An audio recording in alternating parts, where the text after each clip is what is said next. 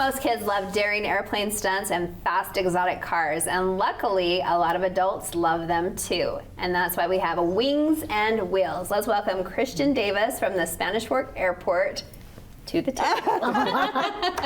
Flight attendant Natasha on Yes, board. well, I have to say I have been so excited to hear about the airport expansion. I ended up down in that neck of the woods a while ago, and I just couldn't believe, I just couldn't believe the growth. So I have spent many times on airplanes, but then my father-in-law was a pilot, and my brother-in-law is now a pilot. So I've just been around aviation a lot, and I'm super intrigued by all the things. Good. Pray tell. Yeah, aviation's really fun. Obviously, I like it a lot. That's why I work in the industry. Okay. And all the development at the airport is just really indicative of all the growth in Utah County. So, as people move here and, businesses grow here, there's business aircraft that come. There's people who move here and want to continue their hobby of, flying their own personal aircraft. And so the airport growth comes along with that. So, yeah. So along with that, did I see that there's a school? There's an aviation school that's being built right now? Yes, so we currently have 6 flight schools at the airport. What? We have probably the most flight schools out of any airport in Utah. Okay. And the flight school that is building a large new hangar in one of these developments coming up already operates at the airport. They're just looking to expand their operation. Dang. That's amazing. Christian, tell everyone your role at the airport. They might be like, oh, here's just this young kid, because you look so young. But you're so articulate. I was just like, wow, he's tell sharp us more. and awesome. So tell us, what do you do at the airport? Yeah, so as my role at the airport as the airport manager, I oversee all the operation and maintenance of the airport facilities. So we have the runway, we have taxiways, we have lights that go along with those. We've got all the hangars. We have about 46 acres of asphalt that we maintain. There's a lot of different things that we deal with, and so I work with different contractors and all the different hangar owners on big asphalt resurfacing projects. We maintain all the lighting. We do snow removal in the winters. We do everything that the airport requires to keep it running. And tell us, how many other employees are at the airport with you? I'm the only full-time employee, but I have 3 great part-time employees.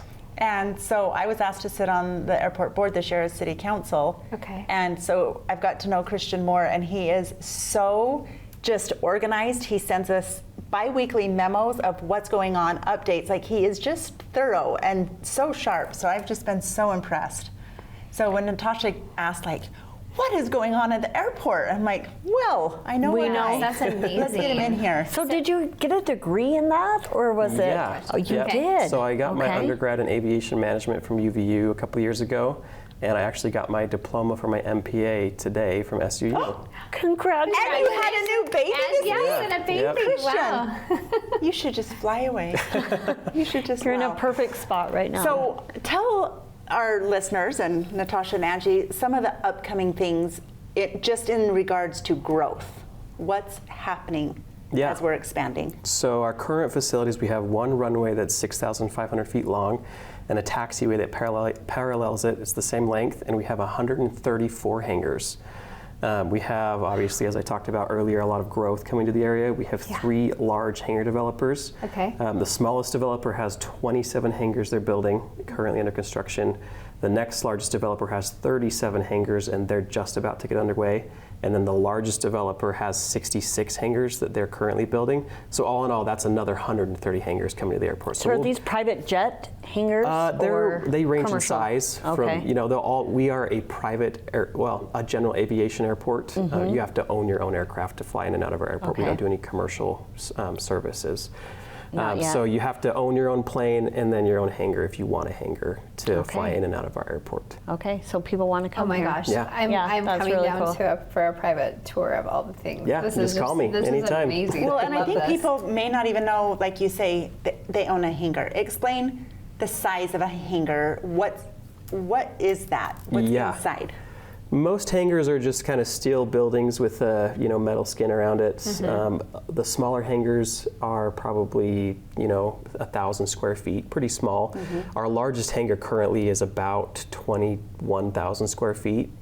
So You can fit really a couple large. planes in there. Oh yeah, you can fit a lot of planes in there. And a big party. Yeah, yeah. And these larger hangars typically will have a little bit of office space in there and professional workspace and restrooms and all that. So They're pretty, Okay, well, pretty talking cool. about parties, there's a big event coming here soon. So tell us more about Wings and Wheels and what's going on and how you host a big event like that. Yeah, so there's about 6,000 airports in the U.S. Okay. and about 20,000 cities in the U.S. So there's 3 in 10 cities have an airport, and most airports don't even hold any events. So it's a priority of mine to push a unique event like an air show, because not a lot of cities or airports do that. Yeah. So we've grown the event quite a bit over the last couple of years. So at the show, historic like World War II type aircraft are usually a huge hit at air shows.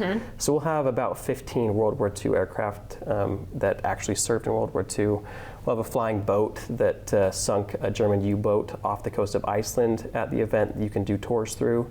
We'll have a B-25 bomber that flew about 15 bombing missions over Italy in the war, and then a whole bunch of other awesome aircraft. So really cool history. That's the part of the air show that I enjoy. But then we'll have a really fun, exciting events like the aerobatic portion, where we have like the small stunt planes, doing flips and loops through the air with smoke on. Okay. And then we'll have exotic cars racing on the taxiway. So a little bit of everything for the car community and the aviation community. Tell us, what day is this? It is September 28th, and gates open at 8 a.m. Okay. Christian, tell us the pricing and the dates of the event. Yeah, so tickets are currently on sale. They're $25 per person. Kids 10 and under are free. And then at the gate, they'll be $30. So we encourage you to purchase your tickets online to save $5. Okay. That's just amazing that we have this in our community. Are you in charge of bringing all this together? Yeah, I have a great air show planning committee. We have the Parks and Rec event coordinator, Emily.